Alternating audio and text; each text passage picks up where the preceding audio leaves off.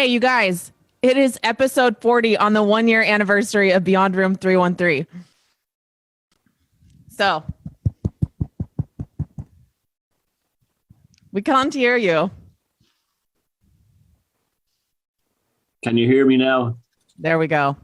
Yeah, 1 year. How can you believe that? What did you say? They grow up so fast. The channel is about 2 years old, 2.5 years old. But I think it was the group. It's the Facebook group. Yeah. Yeah. Yep. Which is actually doing brilliant, I might add. And then we'll be having the 1 year anniversary of The Week in Strange on June 21st of this year on the solstice. That was our first episode last year. So again, nice thank you cosmic to all. timing. Yeah, it is. It's a great and auspicious date to start a show. But I wanted to say thank you to all of our Patreon supporters, especially the most generous one who subscribed most recently. It really helps a lot. We want to definitely be doing some more trips here soon to be filming. There's a story today that Timothy's going to be reading out that might make a good short film for the channel. A little bit of traveling here in Washington State to do. But again, it's always helpful to have the Patreon supporters and all of you on Facebook. Thank you for tuning in today. It's always awesome to see you guys in the comments, and turn this over to Timothy. How are things since you've been back home, Thomas, from your vacation or your trip?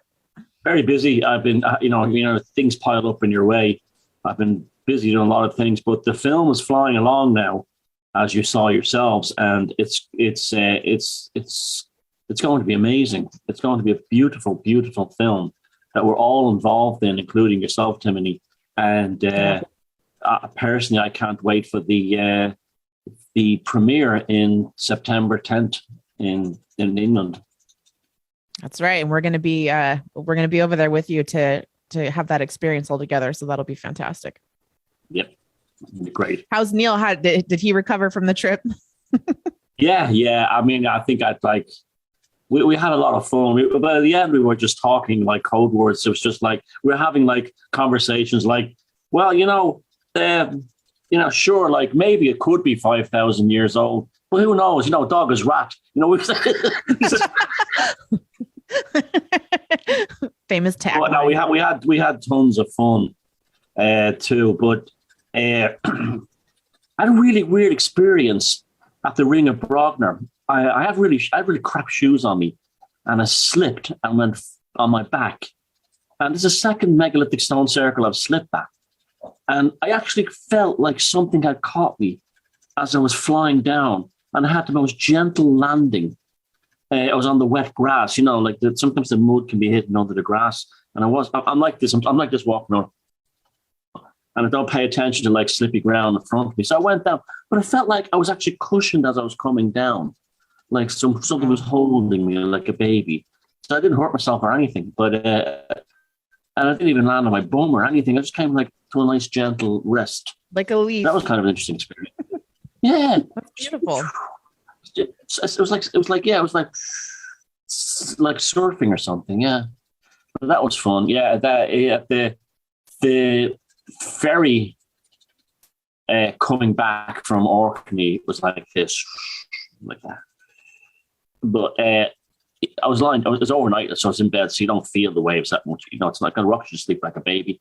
But it was brilliant. I mean, it's an amazing place. It was like going back. It was like Ireland 50 years ago. That's what it felt like. It felt like going back in time. Wow, fantastic! That's excellent. Did you have something you wanted to say? Yeah, it was funny on the show last week. We were a little worried that maybe you and Neil fell into the ocean because we were going along, and then they disappeared. But it turned out to be a good show anyway. Yeah, how did that? What happened? What happened then was it was a weird one. I can't remember. It was like the digital gin just killed the broadcast, and also we were talking about something that was kind of heavy as well. And at that moment, my battery went from about 75% to 0. Yeah, we've had that happen too. Yeah, filming Sasquatch stuff. Yeah, weird. Yeah, and it wasn't even on a megalithic site. It was just at the ferry terminal. Yeah, and the what you're saying is the topic we were talking about. Just killed it. There was a cool blue flash of light on your camera too. It didn't get caught in the recording because we were talking, but there was like a blue flash of light right before it died. Paimon. Yeah. Oh yeah. King Paimon, that is. Yeah, doesn't he manifest as a blue flash of light? Yep. Yep. King Paimon. Yeah. All right. You ready for this? Okay. Here we go. Could time travel be a natural phenomenon? Mysterious case in Washington's Cascade Mountains. I've always loved the outdoors. I was fortunate enough to be born in the Great Pacific Northwest, the Western Washington Cascades to be exact. My father and I spent much of my early years of life exploring the mountains, fishing, and hunting. There are parts of the Cascades I know like the back of my hand. One of those places is called Goblin Creek up the Index Galima Road off Highway 2. When I was a kid, we would drive up there to do some fishing and shooting, but also to collect a specific type of rock that when cut in half and polished would resemble a scenic picture of the view of mountains from within a cave. I do not recall the true name of the stones. We just called them picture rocks. My father's friend and neighbor owned an art gallery mineral shop that used to be a church. If you have ever driven through Startup on your way from Sultan to Gold Bar on Highway 2, you might remember seeing the robot sculpture outside the shop that my dad built. This is the place that we sold the stone for $2 a pound. It was lucrative revenue for a preteen. The walk from the creek where we harvested these rocks to the dirt road wasn't particularly long, but lengthy enough that you could presumably get lost while en route if one didn't know where to go. In the years we spent at this creek, I had only ever seen two other people out there. One was a game warden that heard the gunshots from our target practice session and tracked us down to make sure everything was fine. The other is the subject of my curiosity. When I was about 14, I distinctly remember hauling a backpack full of these rocks up from the creek to my dad's truck. Along the way, I ran into a man that looked to be about 30 years old. We both appeared to be surprised that we would run into anyone in this rather remote section of the mountains. But as I got closer to the man, he was heading down to the creek and I was heading up to the road. He seemed to grow increasingly more startled, as if he was seeing a ghost. He didn't say anything as I passed. He just stared at me, seemingly trying to figure out the appropriate words to ask me something. After passing him, I remember thinking how much this guy looked like he could be in my family. The similarities were striking. I continued onto the truck, dumped my load of rock off at the truck, and headed back down to the river to my dad. When I arrived, I told him about the encounter and asked him if he had seen this man, to which he replied that he had not. I have remembered this encounter quite vividly ever since. Last year, I was visiting my family in Snohomish and decided to head up to the old Goblin Creek for nostalgic purposes. It had been about 15 years since I was up there last. Along the way up there, I found out that the Index Galima Road had apparently washed out years before, and luckily I knew of another way up there via Jack's Pass. I found the dirt road and parked where my dad used to park and proceeded to walk through the woods down to the creek. Along the way, I saw something that absolutely shook me to my core. As I was about halfway through the woods, I startled to see someone else coming up from the creek, a boy about 14 years old. He was wearing a backpack that looked to be burdened by heavy weights. As we got closer, I began to get increasingly confused and shocked as the boy looked exactly like I did at his age. I meant to say something to him as he passed, but could not figure out the right words to express what I was thinking at the moment.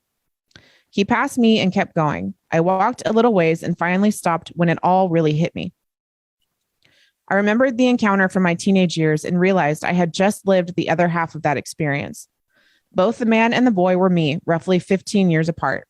I turned around to catch up to the boy in the thick Western Washington woods. I ran all the way back up to the road where my truck was to find absolutely nothing. There wasn't anywhere else besides the road for him to go to, and I hadn't stalled so long as to not be able to catch up to him. He was simply gone.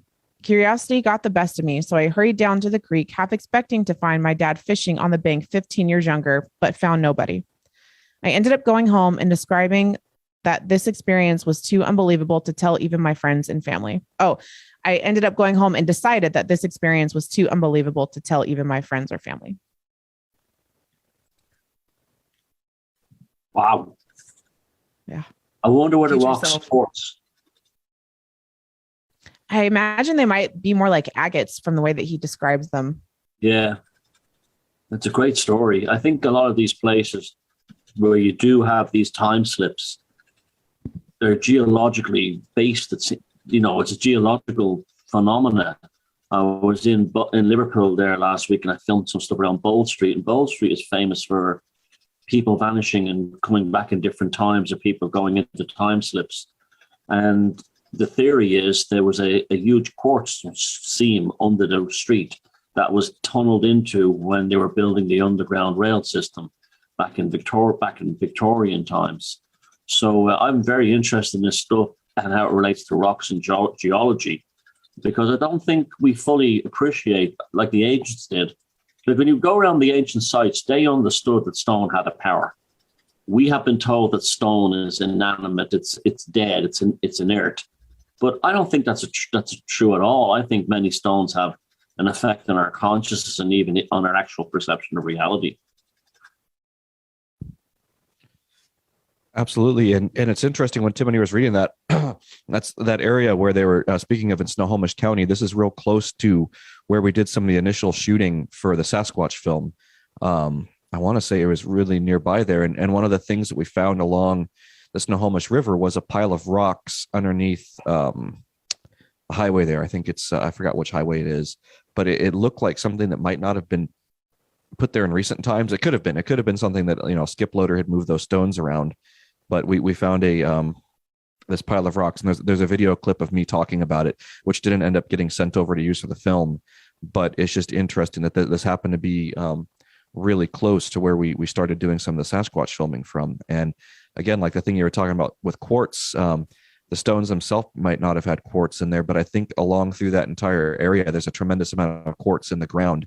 They talk about the Cascades too having a tremendous amount of quartz concentrated in that. So maybe not the stones that he had himself, but just in that area, there would absolutely be some.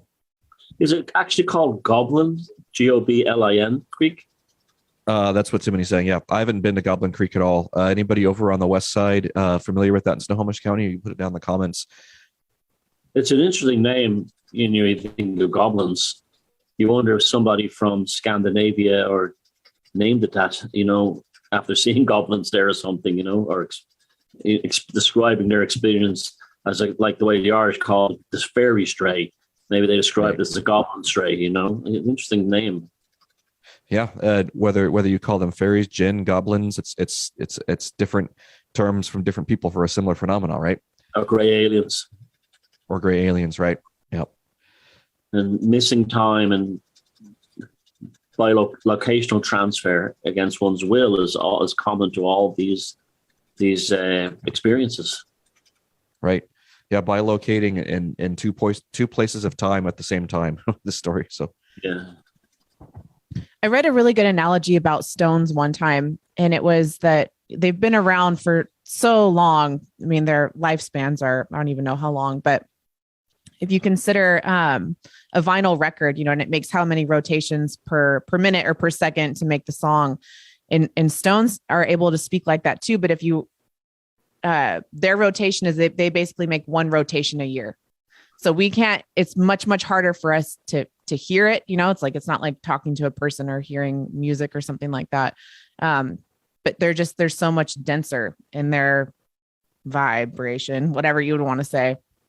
It's slowed down to a level that we just can't really audibly hear it or pick up on it. But their stories span, you know, millennia. And so they have these incredible stories that are locked in them. It's just hard for us to be able to get that out. Another thing you could possibly, now that you mentioned that, you remind me of something, Timothy, is the stone tape idea that, you know, the stone plays back a video from the past. But what if the entire environment around it is completely played back as a video from the past, like the holodeck on the Enterprise? Oh, wow. Never thought about that. Yeah. That's interesting.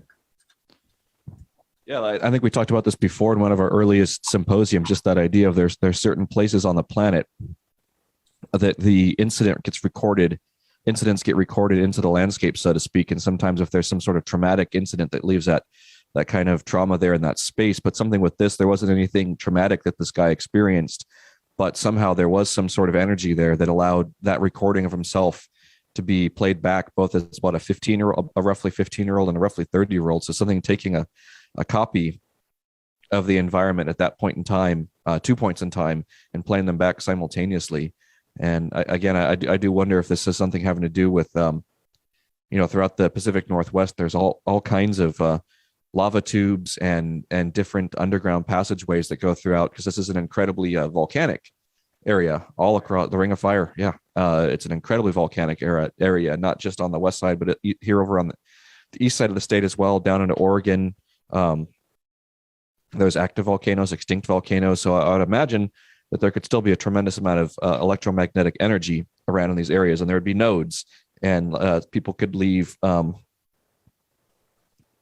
You called them portal dolmens. Is that the right term, Thomas? Where somebody leaves, somebody leaves a marker where one of these anomalies is, and I wonder if that's what Timothy and I ran into last year. As there's this stack of I don't know, they're pretty massive stones. They weren't megaliths. They were megaliths, yeah. No, but they were huge. They were huge rocks that would have taken a lot of work to put together. They wouldn't have been able to be moved by hand.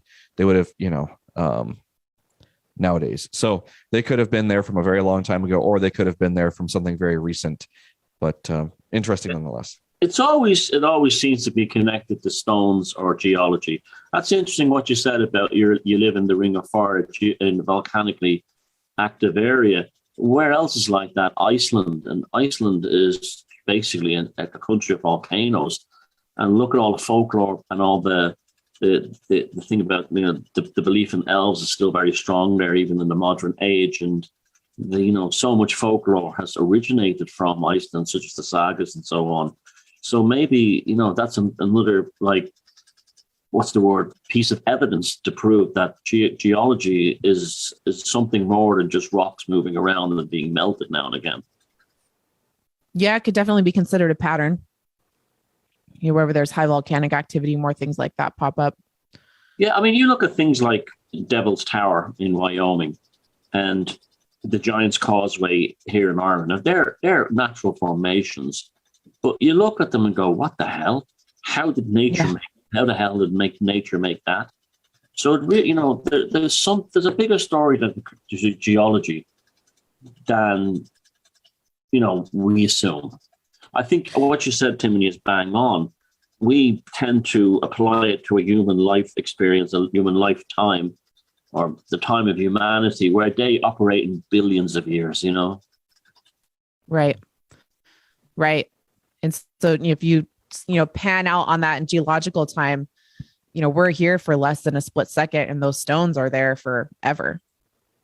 So what they've been able to record is much more than in a single lifetime, or even many lifetimes, a person would be able to record. And I always come come back back broken memories in between lives too.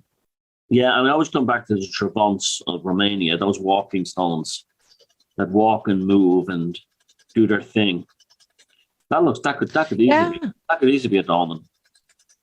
And there's another one. It's somewhere over here in the States. I want to say maybe it's Arizona. I might be wrong about that, but it's a place where I'm pretty sure they're lava stones, but whatever type of rocks they are, they slide across the desert by themselves, and they're too heavy to be moved by wind. It doesn't, all that debunking stuff has gone on. It's not wind. I'll have to try and find a link for that in a video for it and share it in the group later. But I haven't thought about that for a long time. But yeah, that's a really, really interesting phenomenon too. Is just there's these big stones out there, and they just move across the desert on their own. There's in the Odenwald in Germany, they have no megaliths, even though it's a very, very mystical area. It's a major site for spiritual, kind of like ancient spirituality. But the natural rocks themselves have the effects. They don't have to build them. There's a thing called the Fallschmier, which is a cascade of rocks leading down the side of a hill. And that's associated with all kinds of phenomena. And there's other things. They call them, the Christians name it the devil's table and the devil's altar and all this kind of thing. But they're natural rock formations that have not been put there by people, but they still have the same effect, and they're still venerated in the same way as man-made megaliths.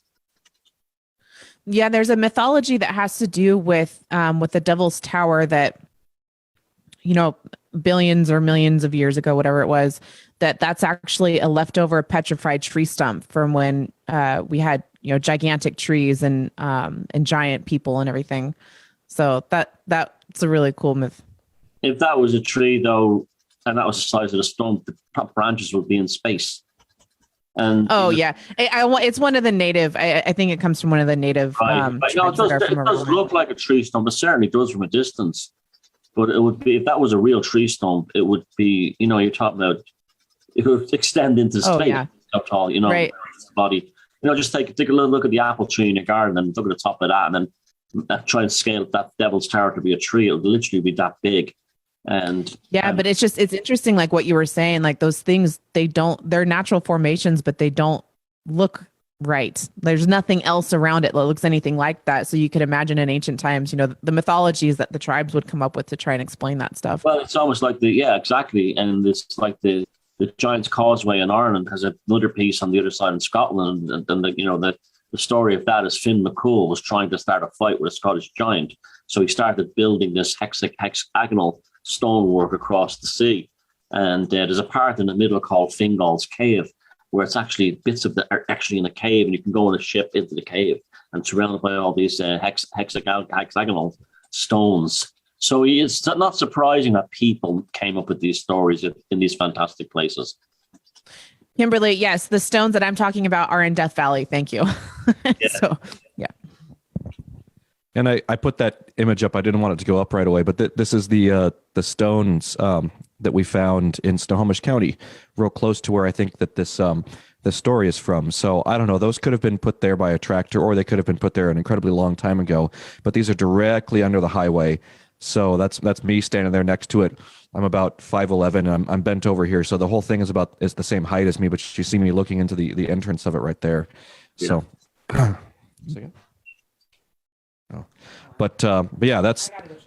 But I don't know, Thomas. Do you think that this could be a dolmen of sorts, or it could be? It's hard to say. It's difficult. There are natural formations like that. I can't say. Although it is weird how that one is on the very top there.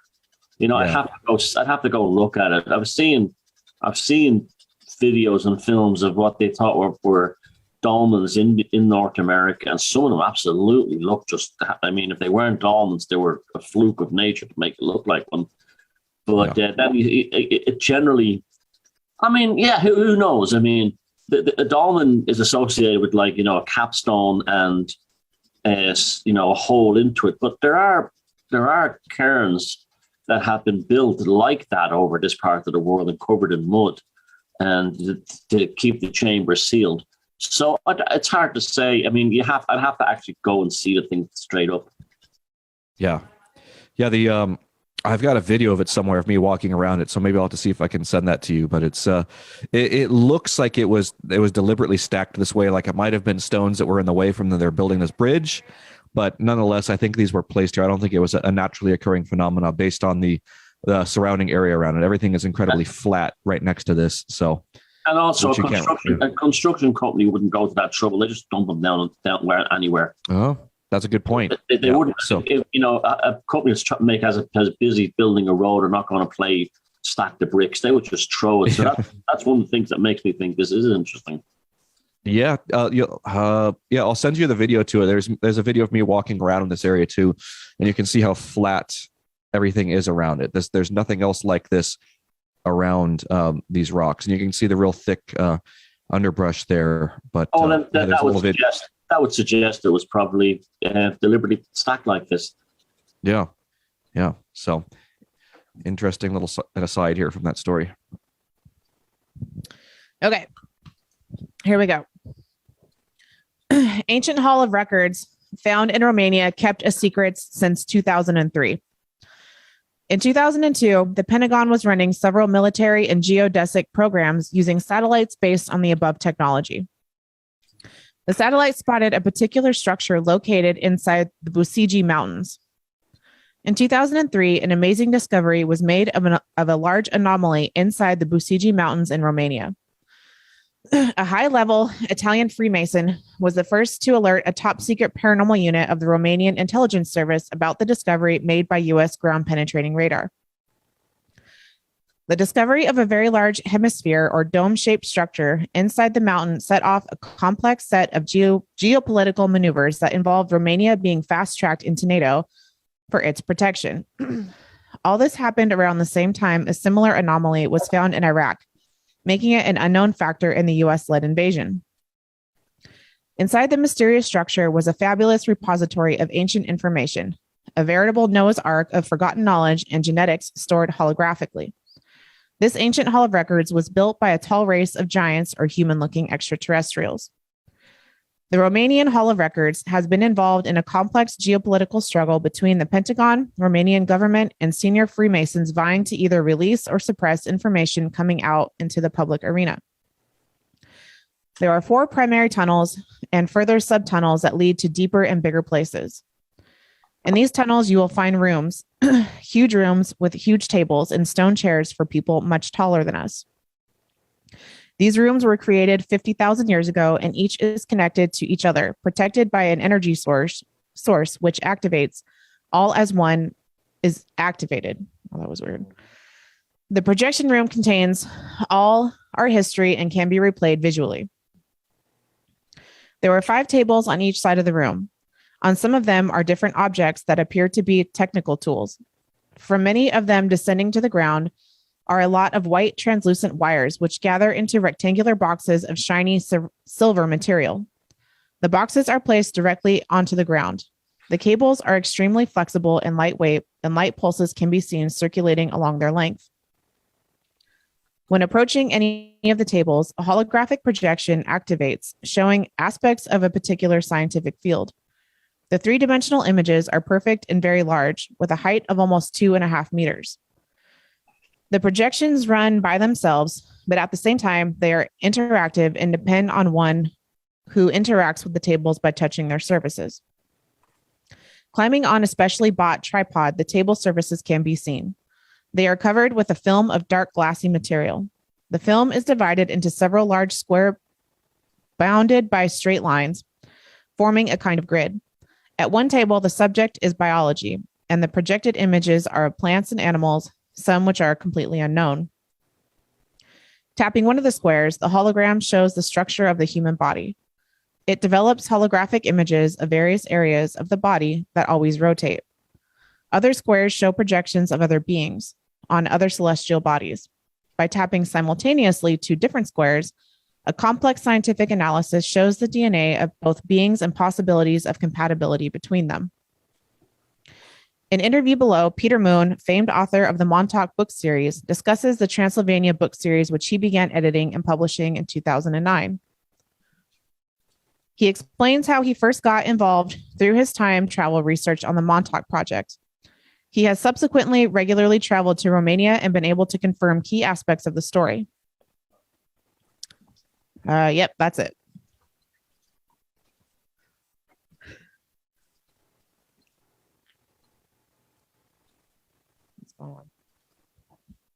Yeah, this one's really interesting. I don't know. I'm not quite 100% sure what to think about it, but the immediate thing that this comes to mind for me with this one is the idea of previous artifacts of previous civilizations being left behind. Excuse me, I'm real congested. Sorry about my voice. But the idea that if there were some sort of high technology that the previous Atlantean or even pre-Atlantean civilizations had that had the ability to project images, it wouldn't surprise me if someone stumbled across something like this in a cave somewhere, or like that they were saying in Iraq. I've heard stories before about artifacts like this being discovered by the U.S. military, ancient technologies that are outside of our current scientific paradigm of understanding the way electronics and the way devices work, but the ability still to project something. So I wonder if this story is legit, if this is something from a previous iteration of civilization on Earth that had an ability to keep records of DNA and of like everything that they're talking about in here about where the other humanoid life forms that lived on different planets were, like just a directory, if that's what this is, if this story is legit. Yeah, that's the last thing you said, Jason, is the one that does it for me. There's no real, there has to be more than one person saying it. I mean, I'm not saying this couldn't be true. I do believe that there were ancient technologies in the past and all this that we don't have now. But this sounds a little bit too out there for my taste. It's a bit too much like a movie or something. Now, again, I could be completely wrong, but I do have I can't add any more to that story. Honestly, I can't. I don't really believe it until I hear more. But I do have a treat for you. I do have a treat for you, especially you, Jason. I know you're very interested in ancient technology, like I am, right? I mean, and we were talking there the other day about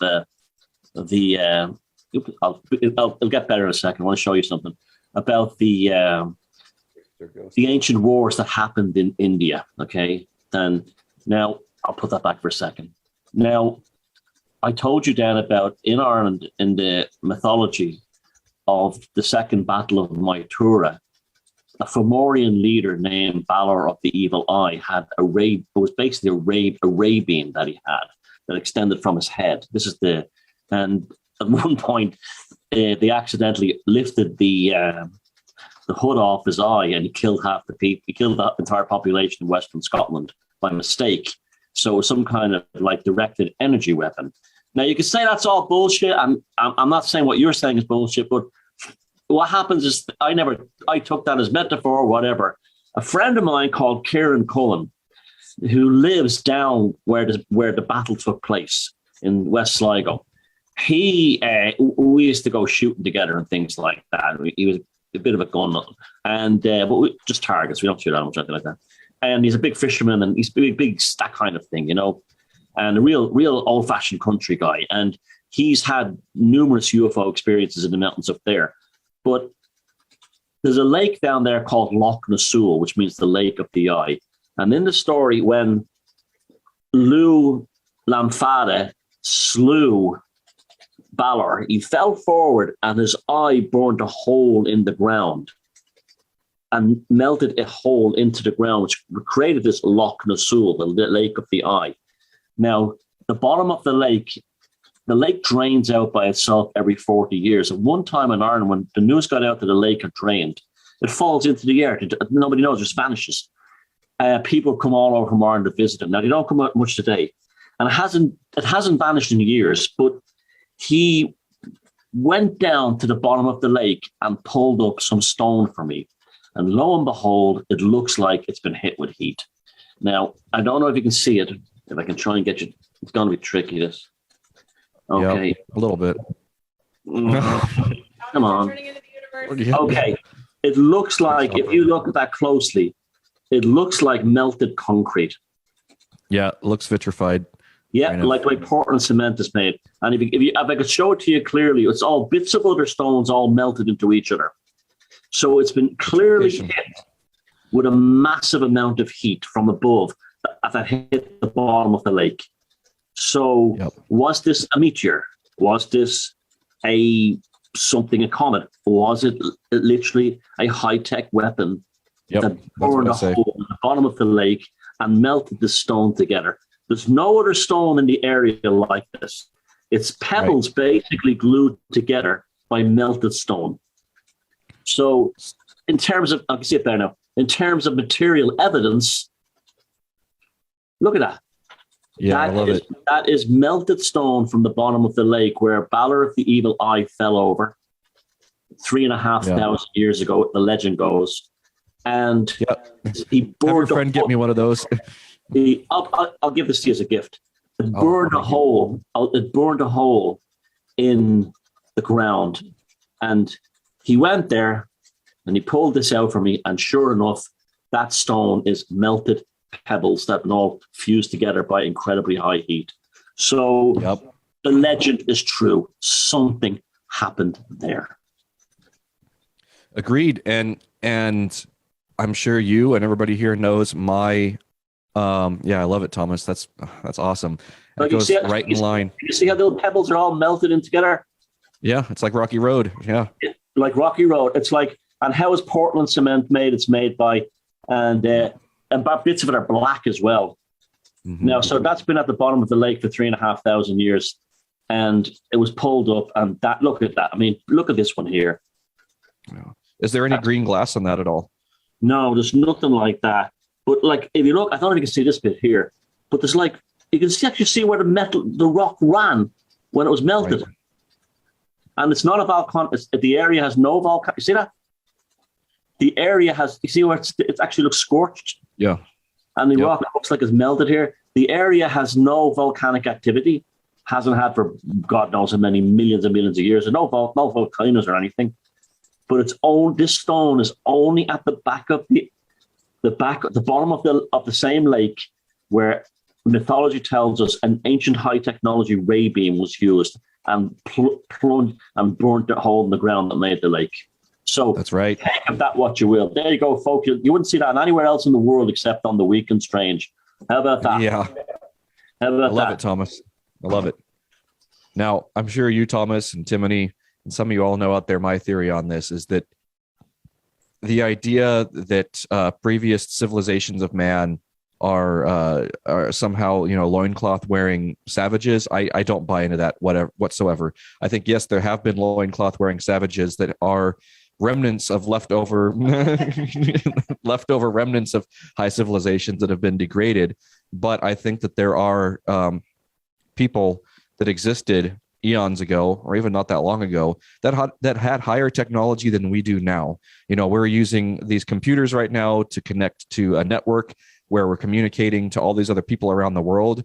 I would imagine that there was greater technology than this that existed, before the last ice age, or maybe a couple ice ages ago, and then we go in a cycle like this.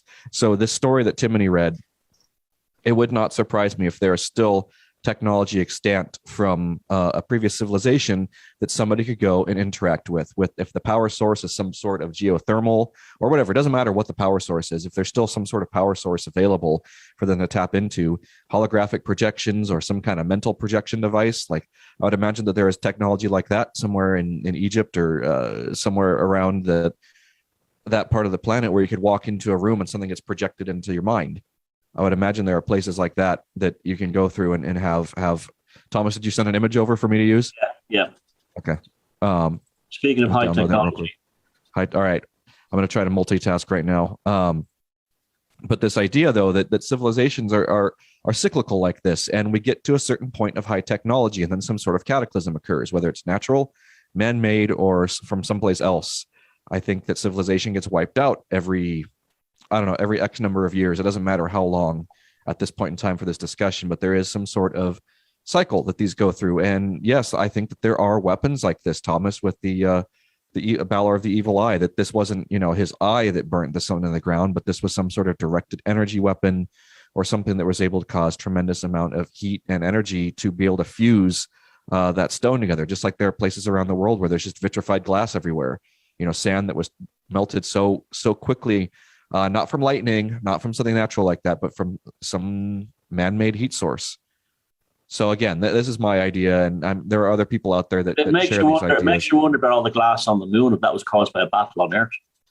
Yep, or the same battle was all around the solar system, and that we might be the only survivors that, just like I use my airport analogy a lot. Like if this were an international airport terminal, and there were people traveling from Korea, South Africa, Ireland, the United States, Brazil, all of them there in one international terminal, and then something happens and everything around the international terminal gets destroyed, there would be a bunch of random people stuck together making a new civilization out of that international terminal. And sometimes I wonder if that's what this if that's what Earth is, or that's what this corner of the universe is, or the galaxy or the solar system. And again, this makes me wonder, like if you were to go to Mars or the moon, if there aren't people walking around right now, maybe there were people, there at one point that got wiped out. And if we were to go and dig and find stuff like this there, I would imagine this thing that's in this story, if this is legit and is real, there'd be other things like this on Mars, on the moon, on Venus, on Mercury, on the moons of on Iapetus and Io and Phoebe and all those other moons that look so strange when we look at pictures of them. The one that looks like a Death Star, and then so again, I you all know my opinion about this stuff, and I'll talk about it for hours. But I think that's what's going on, and I think that there's a force deliberately trying to suppress this information and to ridicule it, and that mixes in a tremendous amount of disinformation into it. The whole starseed thing, and there's just little bits of disinformation, light nonsense, yeah. Yeah, so there's and even the Anunnaki thing. There's only one person came up with that, and Sitchin, and there's lots of people who say he translated that completely incorrectly. Yep. So I'm going to find this image that you sent, Thomas. Here we go. Okay, these are the famous Scottish spheres. Now you see the one they're about the size of a baseball. See the one with all the carving on it? There's no way that was done with an antler from a deer. That thing was machined. It's 5,500 years old minimum. Wow. Yeah, absolutely. 100 of these have been found, nearly all of them in Scotland, a couple in Ireland, and no one has an idea what they do, but that's how complex. The ones that have not been eroded by weather, that's how complex they are. That is literally something you would need a laser to do at that size. Right. And they tell us that these people didn't even have copper chisels. Yep. And those people that say that they had, no copper chisels and they're walking around with nothing to wear on. I think all of that is it's there to cover up that us as humans are capable of tremendous things. And whatever forces are in charge of that would like us to think that we have no ability, that we need to go get degrees from their established education systems, and that we need to play their games in life. They don't want people knowing that they've got ability, and that's why I think magical orders over time have always been infiltrated by these people, so that when people start figuring out how to teach people how to do things to manifest things, they get infiltrated and wiped out and thrown into obscurity very quickly. And whatever practices and technologies these groups are doing, whether it's the OTO or whatever, get watered down and rendered inert by this group, whether it's the Jesuits or whomever. I think it's the Jesuits. We'll just say it on air. And if I end up, if Hillary's giving me a phone call right now. It is the Jesuits, and it's also the Royal Societies. I know here for a fact that both the Jesuits at Maynooth and the Royal Society, the Royal Irish Society, work hand in hand. Even though one is Catholic, one is allegedly Catholic, and the other one's Protestant, they both work hand in hand to suppress all this stuff. It's almost like there's a nod and winks between them. And the ancient sites are what should we say? Trashed. I mean, I don't mean trash. I mean historically trashed by the Jesuits, and the Royal Irish Society hide away the 900 books that tell the real history of Ireland, but they say they don't have the money to translate 900 books. Right. Ancient books. Yep. And then like on YouTube and all, a lot of places, the truther community, people put out all this just terrible, terrible, terrible information where there's like one little grain of something that gets a terrible treatment, and the other 99% of that statement that these people are giving is just total bullshit and total disinformation, misinformation, misdirects, and all that kind of stuff. It's got intelligence community written all over it, the kind of misdirect stuff. So, and then NLP. Just because one part of a story can be verified doesn't mean it all can be verified. But I'll give you an example of flat earthers. Some of them have shown that the atmosphere has very strange effects, and there is some kind of weird kind of space-time, not space-time, but linear compression that happens over the sea at certain times. Things like Fata Morganis and stuff like that. They've definitely proven that. But then that's taken to a whole other degree, that there's no such thing as spaceships and there's no such thing as space and all this nonsense. Just because one thing is phenomenally interesting and can be verified doesn't mean the other 99 are all true as well. Always remember that. Right. Just because they say those things about the anomalies in the atmosphere doesn't mean the Earth is flat. Yeah. What has this proven? The bottom of Loch Nessoul was burnt by some high, powerful energy. Does that mean that Battle of the Evil Eye was true? No, it could be a metaphor for something else. Yes, but it could be true as well. And that's where you go with it. But what we do have is evidence of burnt rock at the bottom of the lake. It proves that something happened. But that doesn't mean it happened verbatim as the legends tell us. This is where healthy skepticism will take you, folks. I picked this story knowing we were going to pick it apart. But it led us to a really great conversation about other things. That's what we do here. That's what's up. All right. Well, that's a great gift that you're going to be getting from Thomas for sure. Okay, Thomas, this You one. can have a big pin chain around your neck, you know. Yeah. you just got to take it to one of them wooks and have them wire wrap it for you. You know, yeah, baby, I got some ancient rocks here for you, honey. You know they're going to ask you to borrow it. Okay, this story, Thomas, we had saved for you and Neil last week, and then you guys went off into the drink. Yeah, so I'm going to read it for you now. Atlantis of Guatemala, legendary Mayan city discovered in volcano crater lake. Archaeologists managed to survey the ancient Mayan city, which sank during a natural disaster. Such an expedition was organized just now, although the intentions were for it to be done years ago. The fact is that the locals, and the city was located on the territory of modern Guatemala, consider this place sacred, and for a long time opposed the scientists to conduct their research there. At the top of the volcano is a huge lake, Atilitan. During the heyday of the Maya civilization, a large city was founded on the islands of this lake, with many residential buildings, temples, and squares. But presumably, the volcano woke up. Because of its activity, the city was partially destroyed, and the remains of the building were submerged underwater to a depth of 20 meters.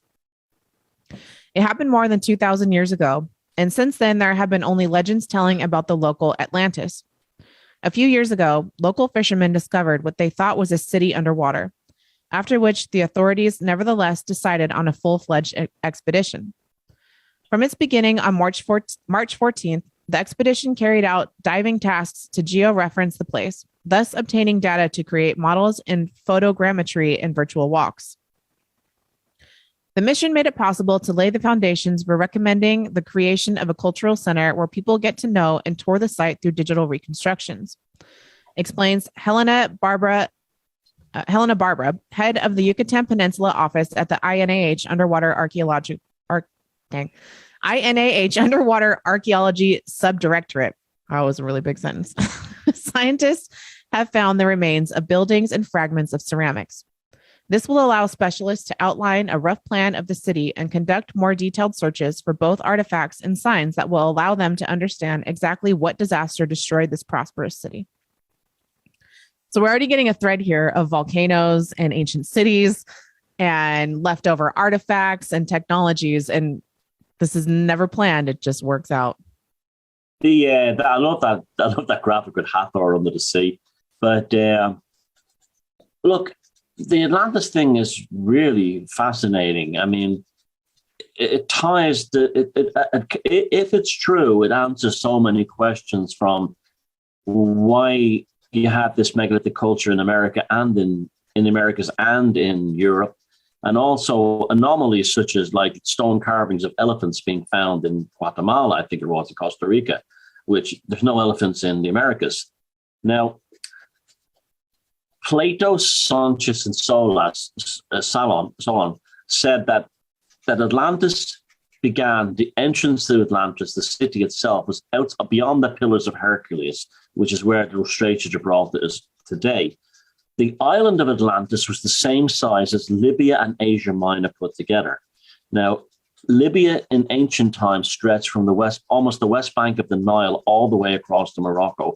So most of northern Africa was Libya in those days, and Asia Minor was Turkey. So an area the size of North Africa and Turkey, you stick them together, you plop them down by the Strait of Gibraltar, and they stretch all the way across the Atlantic to the Bahamas. And what do we have in the Bahamas? Lo and behold, we have the Bimini Road, this remarkable artifact I first heard about as a little kid, that's under the Bahamas. That looks like it's definitely a building. It's definitely construction. It's definitely man-made, and it's a big tourist draw in the Bahamas, and that would be the other side of it. So think of Atlantis as bridging the Atlantic, and the name then starts to make sense, doesn't it? Bridging the Atlantic between Europe and up to America, to the U.S.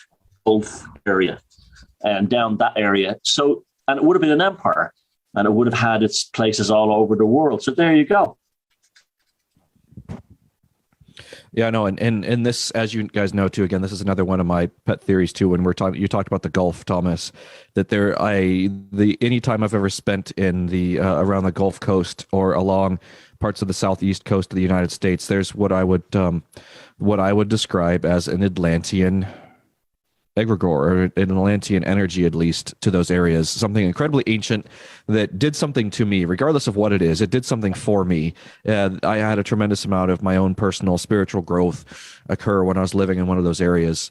So I also like the idea too that Atlantis wasn't necessarily just an island somewhere, but it was an entire, like I think you mentioned this in one of your earliest videos, Thomas, about the concept of Atlantis being given as allegory when they talk about the concentric circles within the island, right? That was from one of your, I want to say, from 2013. I used to think that until I started to spend more and more times at megalithic sites and seeing concentric circles in buildings and in rock art. And then I started to think, are these the logos or the design of Atlantis? And that's when maybe it still could be, because you look at the way Plato described it, it was a hierarchy of classes towards the center. But I now literally believe that I still believe that, but I don't believe it's a metaphor anymore. I absolutely now believe that there was an Atlantis, or there was a huge continent in the Atlantic that sunk. I now totally believe that. Because so many other mythologies, from two of the Danann, Tirnan Og, High Brazil, Avalon, so many other mythologies tie into this idea of these lost ancestors beyond the oceans. You know, it's not just one thing. Plato's story is backed up by numerous mythological stories. Yeah, and sometimes I wonder, and again, this is me wondering: is the continent of America, was that Atlantis or a version of it? Because when you talk about people going. The Portuguese and Spanish going over to the east and running into looking for ancient knowledge, and they ended up coming into a place that it was somewhere between them and India, and they went they took the shortcut allegedly, and they ran into the continent of the giant American continent. And sometimes I wonder if the American continent is Atlantis. That and the sinking again, this is just my speculation, but was sinking again, was that actually sinking beneath the ocean, or was there some sort of cataclysmic event that pushed it away, and also parts of it went underwater, parts of it were lifted up? Like if you look at just a terrain map of the western part of the United States, and it just looks terribly scorched. If you just look all around to the Scablands, the Badlands, it looked like there's some sort of tremendous cataclysm there.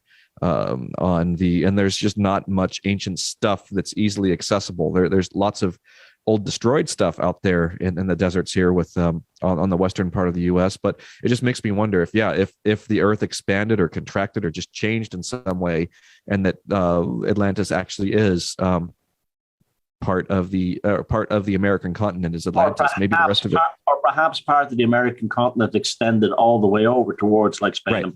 That's what I'm trying to say. Yeah, like rather than it was still in the same place it is now. It just had like an above sea level part that extended as far as here. Now that's interesting, because Atlantis basically existed just came into existence after the time of glaciation. So the glaciers, as they were melting, a tremendous amount of weight was being removed from the tectonic plates as the glaciers receded.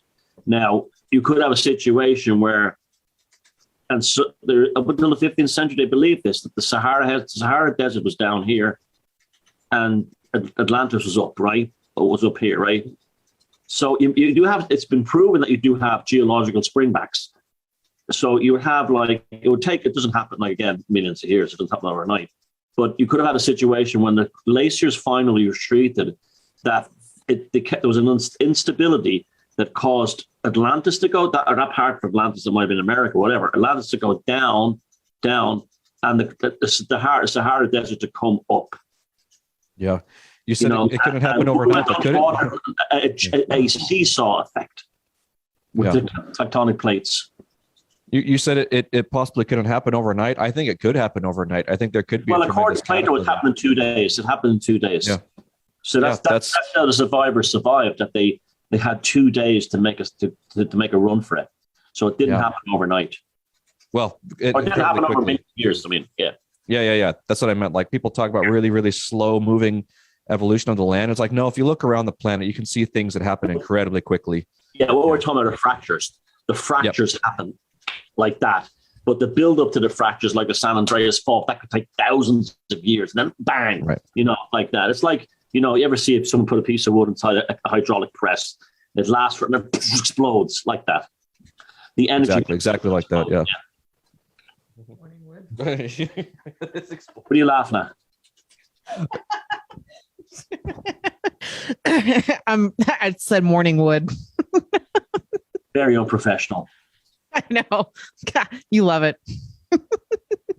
The forgotten language. The forgotten language. Okay.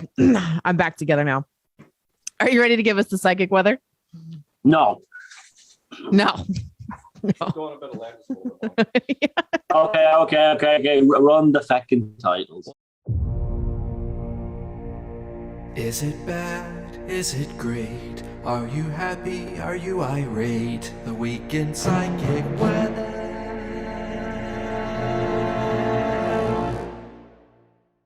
Hello, the week in psychic weather this week's kind of interesting. A lot of people following the control group have money issues, and the money issues seem to be based on the fact that they're spending more than they have. What that means in any conscious level or any psychic level, I don't know. But the bottom line is, don't live like a millionaire if you are a millionaire. There seems to be a supply in monetary energy that's limited at the moment, and some people are overextending their supply, whether this is to do with like events in the world, inflation and so on. But I see a lot of people saying things like, oh God, I went mental the last few weeks. I lived like a millionaire. I spent wasting so much money, and it's still going on. And that seems to be what's happening at the moment. So the psychic weather this week is stop living like you're, a billionaire and start living like, and get back to your finances. It seems to be the image. I'm sure the astrologers could add something to this, but that's the week in psychic weather. Live within your means at the moment. Is it bad? Is it great? Are you happy? Are you irate? The week in psychic weather.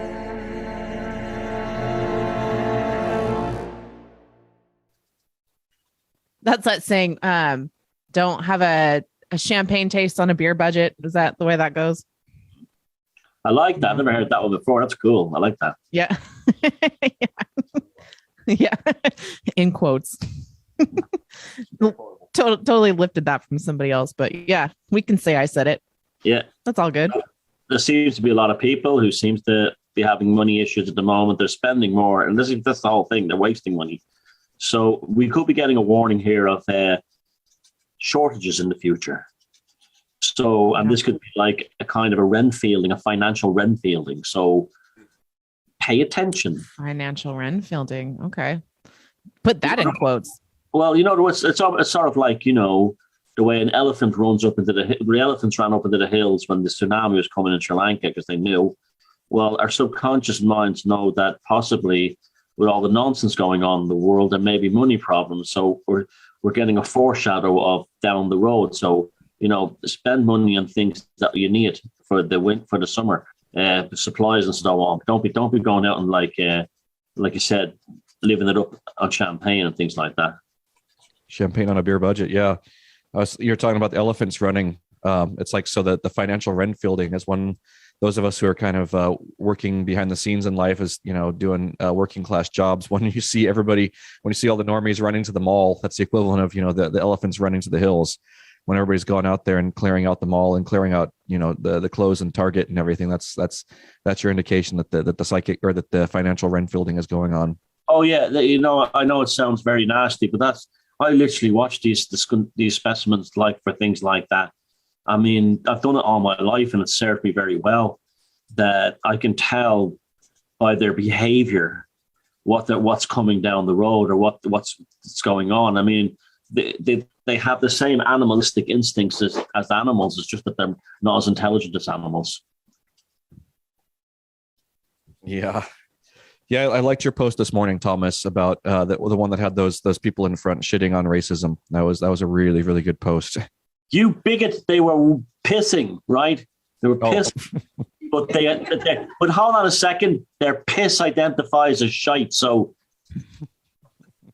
go take a diversity course right now. This is shit. Dog is rat. Yeah. All right. So unprofessional. Okay.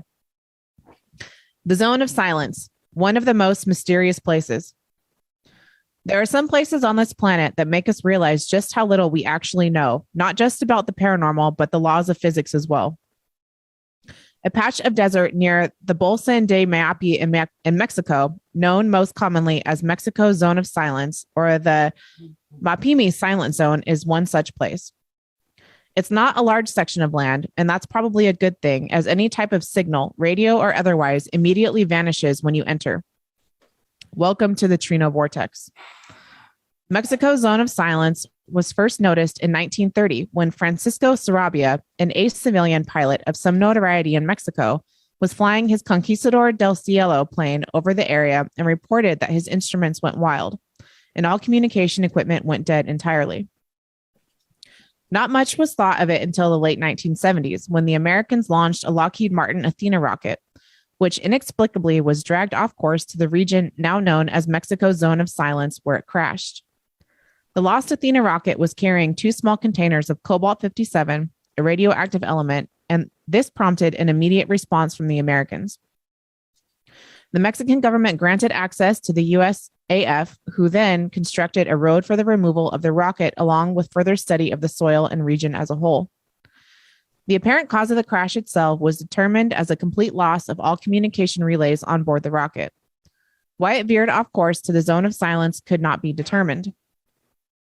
While pop culture has placed UFO and Bermuda Triangle type phenomenon on the region in abundance, the reality is that there are numerous anomalies being studied and recorded, none of which match those sort. The most mundane, although still unusual enough to be considered as an anomaly, is the presence of exceptional amounts of magnetite and uranium deposits. When these two are combined, there is the definite possibility for electromagnetic pulses to be emitted. That may roll out the loss of communication devices, but the other anomalies get much weirder. Since the Athena crash in the 70s, the Mexican authorities have established a research facility in the Mexican Zone of Silence, which many speculate is in fact a joint facility shared by the United States Air Force, and there is some evidence to this as the Americans refer to the location as the Trino Vortex facility. The Mexican authorities refer to the facility as the Mapimi Biosphere Reserve. The facility's primary function is the study of mutations amongst the local flora and fauna, as well as the animal population, but they are also studying spatial and temporal distribution of human populations and land use in the Mapimi Biosphere Reserve. That is right. The people allowed to live on the land are the subject of research in spatial and temporal experimentation. A complete understanding of the causes have not been reached. However, many have drawn connections between the Mexican Zone of Silence and another tremendous event that occurred over the skies of Mexico not far from Mapimi in the 1960s. On February 8, 1969, a massive fireball entering the Earth's atmosphere over Mexico was witnessed by thousands as far as San Antonio, Texas. This was the alundite meteorite, weighing approximately 2 metric tons. Fortunately for the entire human species, the meteorite was comprised mostly of calcium and other soft rock, which allowed it to break apart but not disintegrate in our upper atmosphere. To this day, we have only located an estimated 10% of the meteorite's fragments, but from these we have determined that it is one of the oldest substances in the universe that we know of, even older than the solar system. The alundite meteorite itself was formed at minimum of 4.6 billion years ago. Consider the implications of this coincidence, that one of the oldest formed objects in existence fell from the sky almost directly above Mexico's Zone of Silence, weighing 2 tons, then 90% of it vanished. Well, this is real interesting. Again, going with the thread that's been going through the entire week in Strange, that here we have another anomaly with something underground, creating electromagnetic or geomagnetic anomalies here. This one saying possibly uranium and cobalt, or uranium and something. Cobalt, yeah. Also, I think that's an interesting name that he named his airplane, the Conquistador de Cielo, the Conquistador, or the Conqueror of Heaven. That was kind of a cool name. Yeah. But no, but this is interesting again, that there is some kind of anomaly here. And I'd be real curious to see, we were talking about previous civilizations, what was right there last time around? What did the Atlantean civilization build right there on top of this? Sometimes I wonder if there are energetic nodes on top of places left over from something that used to be there, whether there was some sort of power station or some kind of spiritual center. Again, like you were talking, or the idea of magic, philosophy, technology, and being all mixed together in previous civilizations. I wonder if these areas are nodes left over from a previous civilization. And we've had people put stones on top of them. We've had people build churches. We've had people build military bases. People just know that they're supposed to put something on top of them. It's a fantastic story. This I love this kind of thing. When Timothy first said it, it's called the zone of silence. To my shame, the first thing I thought was there's no women there. Men can go there to get some peace. Sorry, but yeah, it's an amazing story. I never even heard of this place. I never even heard of this. I didn't even know about that fireball. And it's almost like the fireball wanted to land there or something, by the sound of it. It's and then the thing that's like a geomagnetic vacuum too, where there's like nothing in there, an electromagnetic vacuum. It's so strange. Like, how could places like this develop naturally? They couldn't, I don't think. There would have to be, let's take this out wild into please do, into out there, into like, up my backside and into Spaceland, right? Think about that meteorite was a leftover weapon from an ancient war that hadn't reached a target yet, and then honed in thousands and thousands of years too late. Right. And things like that, and the Black Knight satellite, and Oumuamua, which we almost put a story in for this week about allegedly Oumuamua crashed onto Earth. No, it's bullshit. Okay, well, there's two stories about it. Yeah, one of the stories. There is a story. There is a story that the first comet from outside the solar system has arrived, and also they discovered a meteorite that wasn't from this solar system that actually had hit the Earth. So we now have actual, tangible, real proof of substances from other solar systems, and you're talking about incredible distances that have actually hit the Earth now.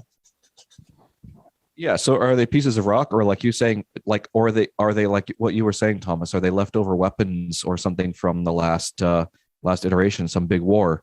Just like, when we go through, aren't there still people in France that go around with metal detectors looking for unexploded ordnance, and places like that? Or at least sometime in the 20th century, people were still going around looking for unexploded ordnance from World War I and World War II, right? Still goes on. Still goes on. Yeah. Still occasionally blow up dikes in Holland. Yeah, they blow up what? Dikes. We have a different term. We have a different definition for that term in the United States. I know, but a dike is a huge dam. Most of Holland is reclaimed from the sea, and the dams they keep. The Dutch word for dam is dike. Yeah, and that's so occasionally, yeah, the dikes explode. Yeah, I'm sorry, Triggered. that I will say something though. I will say something right now. You want to travel around space on the cheap, right? We have comets that orbit from the Oort cloud into the Earth and back again, right? If you could, without having to expend power, if you could get onto one of those comets and hitch onto it, you could fly around out to the outer solar system and back for free. In terms of like needing energy, it might take 100 years, but you can still do it. Yeah, and you could use some sort of solar sail too for something like that, right? If you're using energy. Well, didn't they say Oumuamua was like the thinness of a sheet of paper? Right. And that's not, but they put that stupid picture of the space turret up to make it think space turret. Yeah. That's what I'm saying. I'm trying to popularize that term space paganism again, because it's like when people start thinking about things in outer space, they immediately go into kind of a two paradigms, I want to say. There's the Star Trek paradigm, Star Wars, Star Trek paradigm. And then there's like, oh no, space is bullshit. And, you know, you get all the truthers out there that say like the moon landing was faked and like, you know, that we live on a flat earth and everything. It's like there's two paradigms that exist, or I guess there's the third paradigm of the normies, that everything in space is sterile and there's no life, and that it's all just a, you know, a big accident that occurred here on Earth, that life happened to evolve here. So I guess there's those three paradigms then: the kind of Star Trek-y one, the fake moon landing one, and then the agreed upon consensus that the normies have that space is just this like sterile thing that you don't want to go into. It's too dangerous. You can't go past the Van Allen belt. And, you know, Mars is this terribly cold place with light gravity and there's nothing on it and things like that. So I guess there's those three camps that people fall into. But I would like to, you know, posit that idea of, you know, there could be something else other than those options out there. So space paganism. I like that. Yeah. So, yeah, I didn't even know about that. Thank you, Timony. You've opened up a new Pandora's box for us to walk into and explore. You are most welcome. All right. So we should probably go there. The zone of silence. No women allowed. No way. Maybe I'll finally shut the fuck up. Probably not, but we can try. Okay. Weird omens of death. In this latest story, world famous psychic researcher Tom Sleeman explores weird omens of death. In the murky world of superstition, there are many alleged omens of death. Just setting eyes on a passing ambulance, for example, will sometimes spur some people to say, touch my eyes and touch my toes and never go in one of those. There was a case documented in the newspapers back in 1960s of a man walking to Birkenhead Park on one sunny afternoon when a funeral hearse pulled up alongside him and the driver asked the man for directions to a certain house. The man the hearse driver talked to went home and gassed himself as he believed the coffin transporter had been a sure sign of his forthcoming death.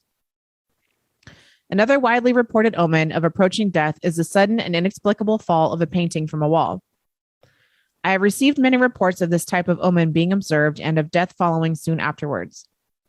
And Mrs. Jones once told me how she visited her Auntie Ellen at her home in Gainsborough Road, Wallasey, one day in May 1965, and how they had been sitting in the parlor talking when a large painting over the fireplace suddenly fell down. The string across the back of the picture was intact and the hooks on the wall were still in place, and the girl's aunt said the baffling fall of the painting was a sign that someone in the family would soon die. Days later, Aunt Ellen's husband dropped dead from a heart failure at the age of 41. The most sinister omen of death I've investigated over the years has to be the 3 knocks of death. I have a folder in my study that is bulging with reports of this portent. Shut up. If you hear the 3 knocks, you will not be the one who dies. It's usually someone close who has not heard them who will supposedly meet an untimely end. And there are quite a few local cases of this eerie phenomena across world. A case in point is the death of a young man on Noctorum Avenue, Prenton, in 1958. The man was only 33 years old, and his wife, Maura, was sitting next to him in bed, reading a book one November night in 1958 when she heard 3 raps on the window pane. Maura's husband did not hear the knocking because he was fast asleep. Maura told her mother about the strange knocks, and her mom said that it was the 3 knocks of death and that it meant someone close to the family would die. Later that day, Maura was visited by 2 policemen who told her that the husband had been found dead in his car near his workplace. He had died of natural causes. On 2 more occasions, Maura heard the 3 knocks, and twice she later learned of the death of someone close. Should you hear the 3 knocks of death, you must answer the knock immediately by rapping once on wood to cancel the malevolent rapping spirit spell. Just as mysterious and spine-chilling as the 3 knocks of death is the baffling mark of death, a weird symbol that was chalked on the walls and front doors of houses where a death would soon afterwards take place. The symbol of death resembles a matchstick man with no legs, with straight arms reaching upward at angles resembling the hands of a clock at 10 minutes to 2. Some claim the symbol is of Romani origin, while others think it is an old Native American glyph meaning death. The symbol was seen by a milkman on a wall to the left of the front door of a house on Birkenhead's Fairview Road one morning in 1959. The milkman never gave much thought to the odd chalk graffito as he delivered milk to the residents, but he was later told that the 35-year-old bachelor who lived at the house had been found sitting up dead in his armchair with a look of horror on his face.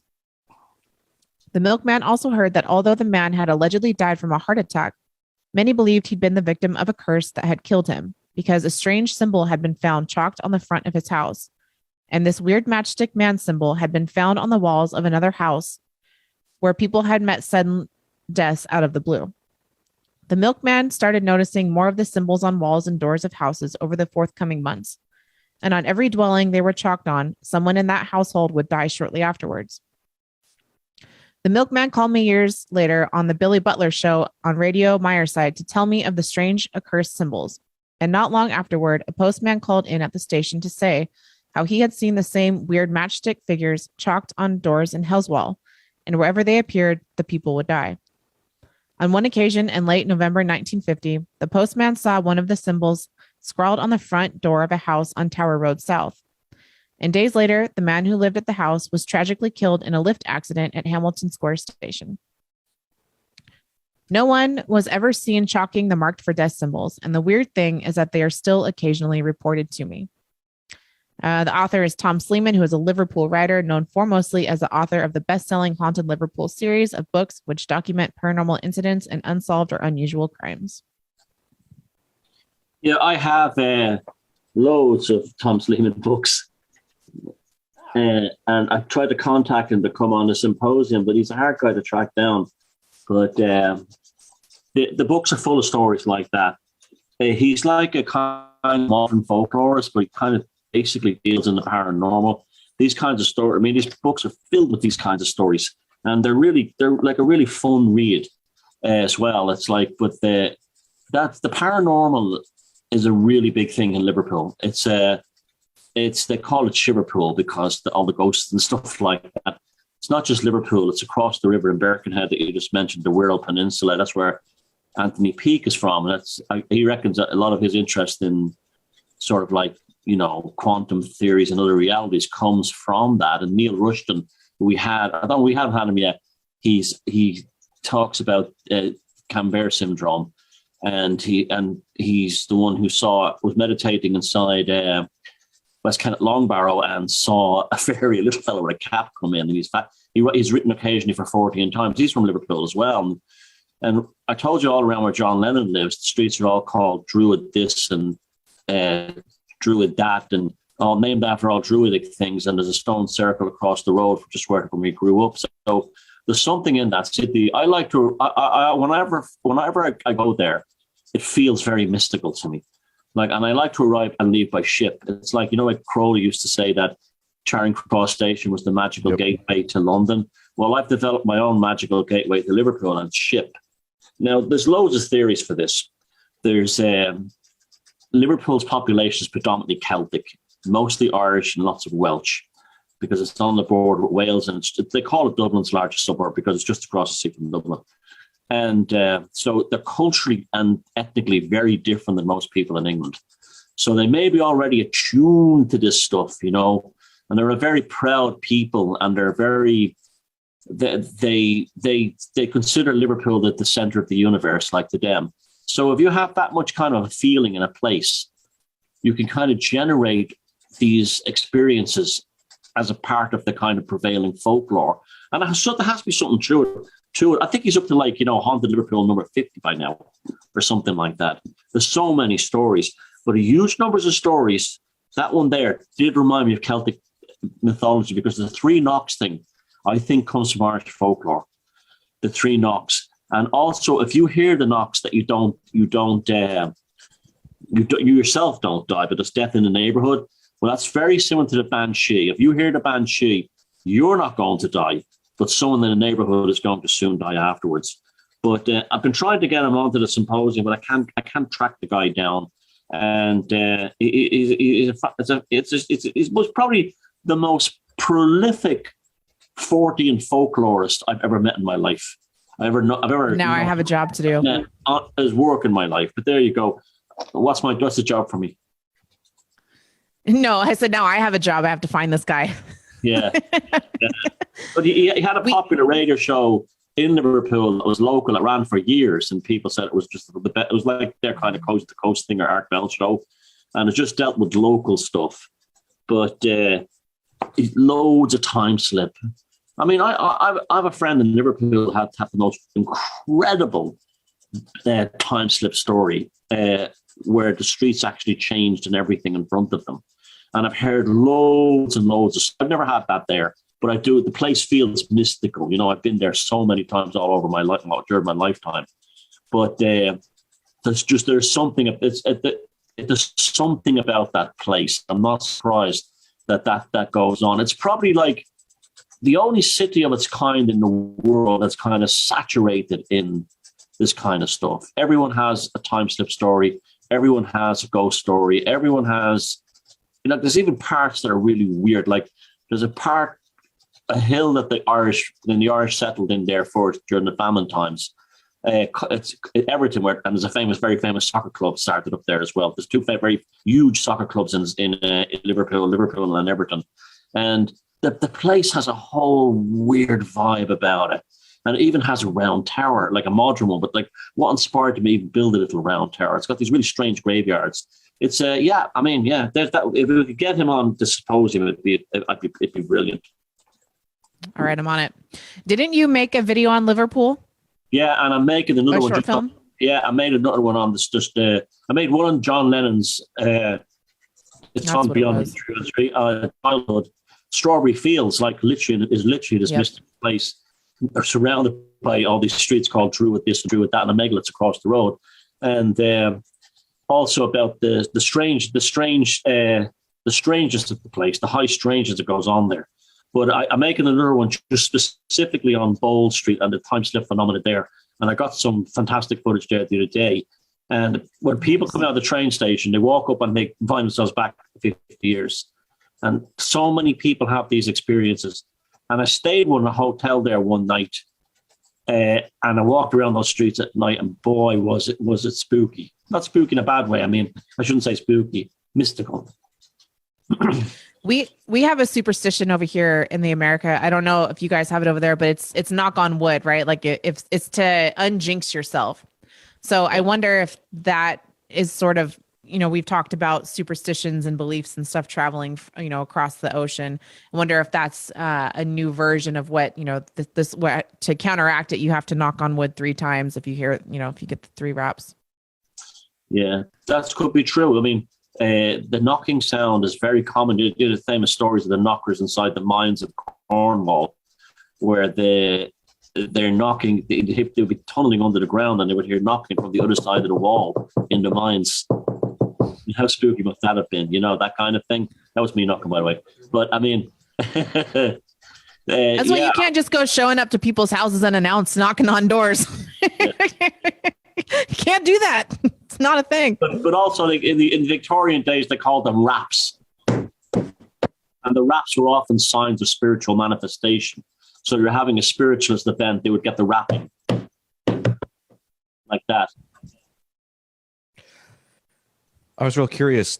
Are there any geomagnetic anomalies there in Liverpool that anybody's reported on or that you've noticed? Because that's been a thread kind of going through the Week in Strange today, going around with any kind of measuring device, whether it's an EMF meter or dowsing rods or. See, it's hard to do that kind of stuff in the city because of all the underground cables and everything. Right, right. That's one of the there has to be a different way to measure these things in an urban area. Because unfortunately, you have telephone cables, electric cables buried underground, gas mains and stuff like that. So it's tricky. That's a tricky one. But yeah, I'm sure there is. If you went down by the river or something like that, or went to a park where there's nothing buried, you might find stuff, Right. Just because it seems to be, that's always a common thread with a lot of these places that have paranormal and Fortean activity. There's usually some sort of geomagnetic anomaly that causes these things. It was also the biggest port in the world until the 60s or something like that. And so it was where the British Empire brought everything in and out of it. So there was only people from all over the world, all the traditions going in there, and it's got the oldest black population in Britain going back like hundreds of years.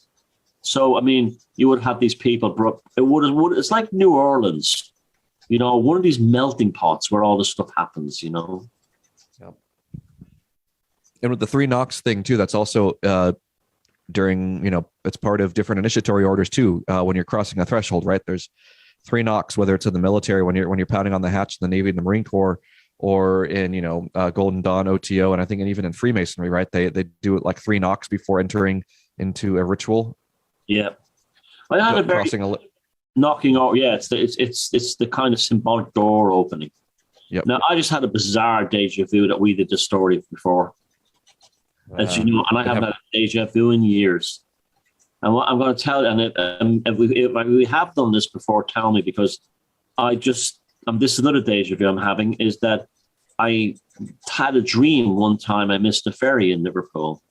And then I went behind, I went behind the tree, and I came back from the tree, and the ferry came back. It was like it was like this weird kind of thing, like I summoned the ferry back using a tree. And gosh, I'm having a deja vu like you wouldn't believe. I could have sworn we've had this show before. Weird. Write it down. Yeah. I'm having a time slip of my own here. Yeah, I've been having a tremendous amount of those of the day. When you guys messaged me, I was sitting on the toilet and I'm like, whoa, wait, I've been here before, not the toilet, but like we've done 40 shows, so it's not outside the bounds of possibility. I could have spoken about this before, but I'm having a weird deja vu right now. We've never done it. Yeah, never. And nor have you made a video quite like this, but no, you're having a legit deja vu. Yeah. Wow. So it all happens here. Yeah. Those are the types of deja vus where sometimes they happen and they just last for a split second. And then you have that deja vu where you have a deja vu of having the deja vu about the thing you had the deja vu about. Yeah, that's kind of what I'm having now. It's like an echo of the experience coming back at me. Well, we're doing the right stuff then. Maybe it's from the rock from the bottom of the lake. I don't know. Could be. Yeah. All right. Well, we've made it to an hour and a half. Episode 40, 1 year anniversary. That was fast. Hour and a half. Good stuff. All right. We had a great show today. Thank you guys so much for showing up and commenting. So many good comments over there in the side chat. Thomas, thank you again so much. I know you're super busy, so it's great that you were able to find an hour and a half to do this with us. Couldn't do it without you, man. No, I couldn't miss it for the world. Never. All right. Well, much love to everybody out there, and thank you guys so much for tuning in. We will see you out there in the wild on the internet, and keep sharing awesome memes and stay awesome. Bye.